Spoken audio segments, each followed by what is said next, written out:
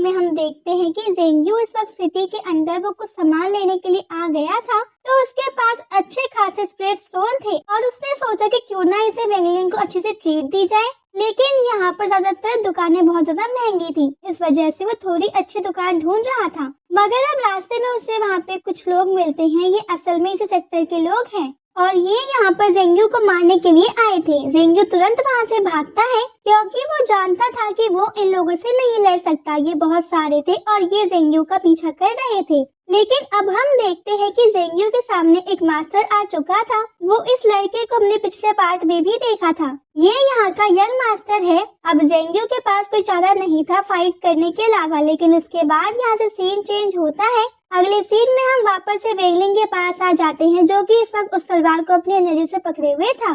तो तलवार निकलने की कोशिश कर रही थी, लेकिन वेंगलिंग उसे रोककर अपने ब्लड की एक ड्रॉप से उसे रिफाइन करना चाहता था। अब वो ऐसा करता तो है, लेकिन तलवार अब इस चीज को एक्सेप्ट नहीं करती, जिस वजह से उसे फोर्सफुली उस तलवार को रिफाइन करना ही पड़ता है। अब वो कुछ देर तक इसी तरह से ट्राई करता है और इस चीज में वो तलवार अब वहाँ से भागने की फिर से कोशिश करने लगी थी। हम देखते हैं कि वेंगलिंग ने उसे अपनी स्पिरिचुअल एनर्जी से पकड़ रखा था, जिस वजह से वो तलवार वहाँ से निकल नहीं पा रही थी। मगर अब फाइनली वहाँ पर एक बहुत ही तेज ब्लास्ट होता है, जिसके बाद वो तलवार पूरी तरीके से रिफाइन हो चुकी थी। तो अब वेंगलिंग उसे कंट्रोल कर सकता था जैसे वो चाहे वैसे। लेकिन अब जैसे ही ऐसा हुआ था तो अचानक से उसे एक आवाज आती है, जैसे कि कोई उसी का नाम चिल्लाते हुए वहाँ पर आ रहा हो।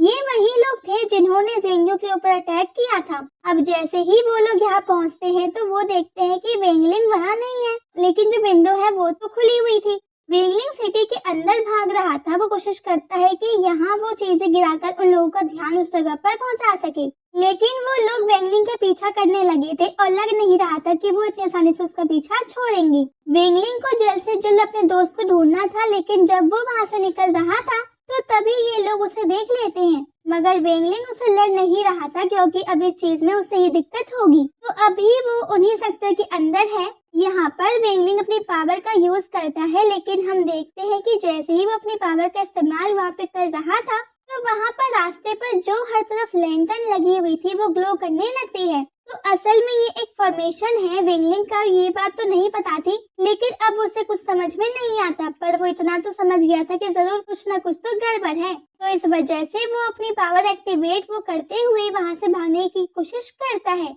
लेकिन अब आगे जाकर उसे यंग मास्टर फिर मिल गया था। वो यहाँ कह रहा था कि अगर मैं यहाँ पर नहीं होता तो तुम दोनों मुझसे पकड़े ही नहीं जाते।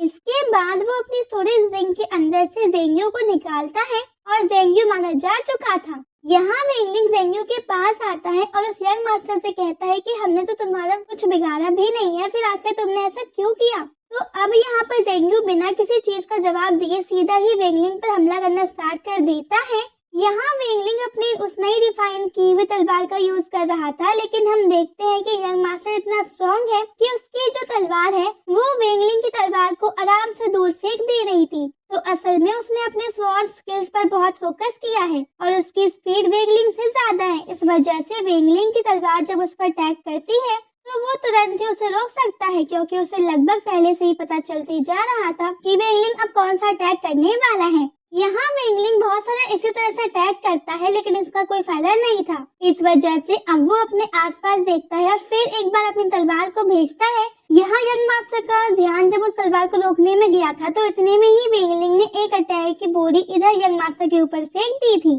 तो अब जैसे ही वो यंग मास्टर उसे हटाने की कोशिश करता है तो वो बोरी फट जाती है और वहाँ पर जो आटा है वो उड़ जाता है, जिस वजह से अब वेंगलिंग को यहाँ टाइम मिल चुका था वहाँ से भागने के लिए। यहाँ वेंगलिंग जानता था कि अगर उसे इसी तरह से भागता रहा तो कभी नहीं भाग सकता।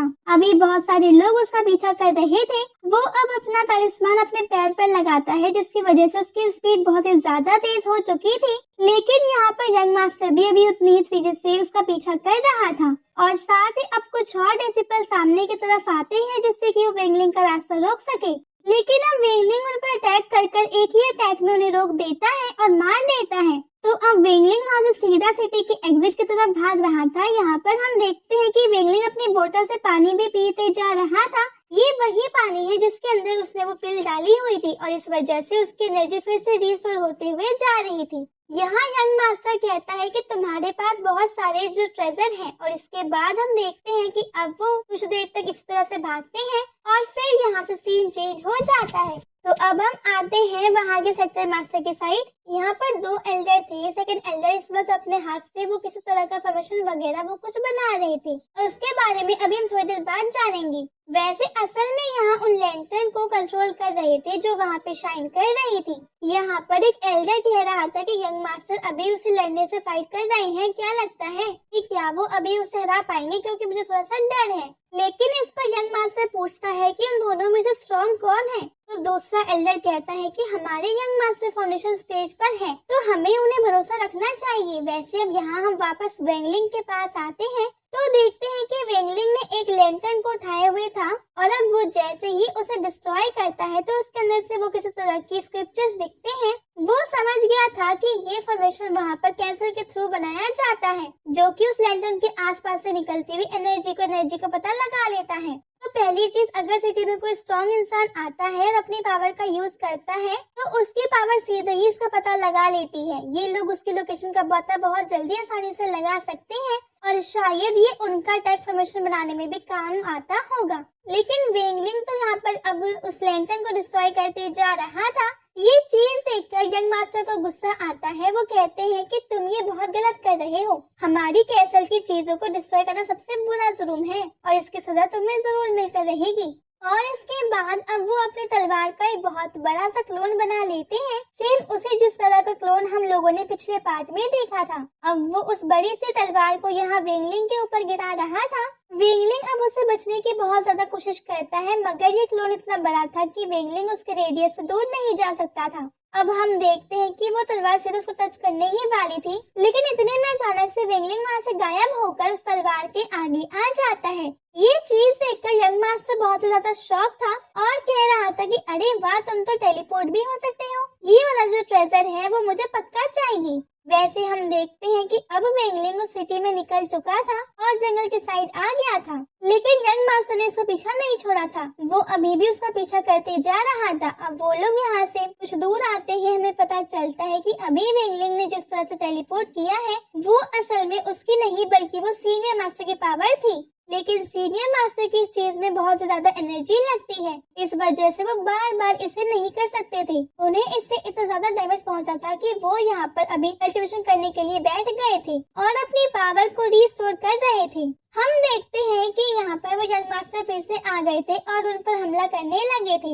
अब वेंगलिंग उसके अटैक से बचता है और अपनी तलवार को फिर से पीछे की तरफ फेंकता है। हम यहाँ पर ये भी देखते हैं कि एनर्जी का छोटा सा सर्कल बनाया था जो कि उस तलवार को 2 मिनट के लिए रोक सकता था, मगर इस बार ना जाने कैसे वो तलवार अब उस एनर्जी के स्मॉल से बैरियर को डिस्ट्रॉय करते हुए सीधा यंग मास्टर की तरफ आगे आ जाती है। वैसे अब इस चीज में से ज्यादा चोट नहीं लगती, पर उससे गुस्सा आ गया था और वो फिर से अपनी तलवार को उठाता है और उसका बड़ा सा जो क्लोन बनाते हुए हमले करने लगता है। वेंगलिंग चाहता नहीं था कि फिर से ये अटैक हो, क्योंकि यहाँ से भी भागने का और दूसरा कोई रास्ता नहीं था। लेकिन अब यंग मास्टर ने अपनी सारी एनर्जी लगाकर एक क्लोन बना ही लिया था और अब जैसे वेंगलिंग उससे हमला करता है तो यहाँ पर सीनियर मास्टर को वहाँ से फिर से टेलीपोर्टेशन यूज करते हुए वेंगलिंग को बचाना ही पड़ता है। ये देखकर यंग मास्टर शॉक था, लेकिन वो कह रहा था कि बहुत बढ़िया, मगर मैं भी देखता हूँ कि तुम कब तक इस टेक्निक का यूज करते हो। यहाँ पर सीनियर मास्टर वेंगलिंग से कह रहे थे कि अब मैं इस टेक्निक का यूज और नहीं मैं कर पाऊंगा,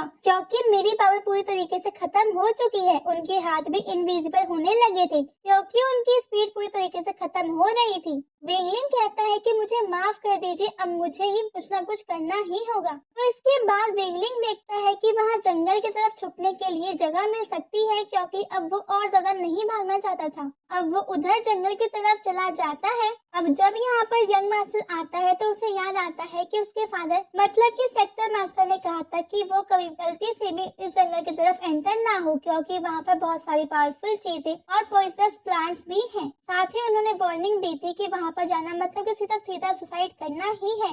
मगर अब यंग मास्टर अपने आप से कहते हैं कि वो जरूर जाएंगे। उसके पास एक बहुत ही पावरफुल वेपन जो कि उसकी तलवार है और उसे वैसे भी वेंगलिंग को मारना ही है, तो उसके भी तो सभी ट्रेजर्स लेने हैं।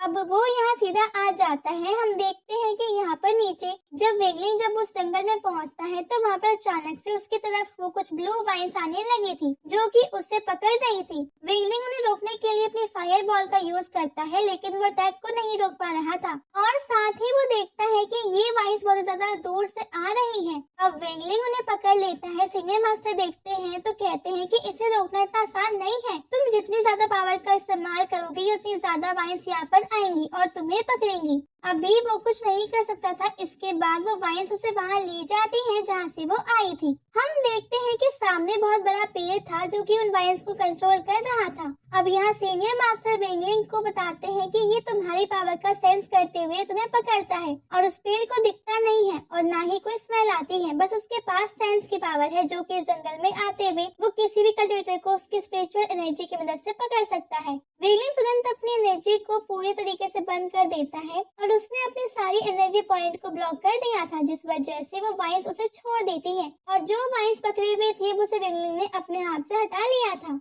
अब वो पीछे की तरफ आसमान में देखता है कि यंग मास्टर वहीं पर आ रहा है। अब वेगलिंग को गुस्सा आ रहा था। वो कहता है कि मैं और नहीं भाग सकता, मुझे अब इसे मारना ही होगा। वेगलिंग अपने हाथ से ब्लड निकालता है और सीधा ही उस ब्लड को वहाँ पेड़ पर डाल देता है। अब ये तो नहीं पता कि उसने ऐसा क्यों किया था, लेकिन इस वजह से वो वाइन्स फिर से एक्टिवेट होने लगी थी और शायद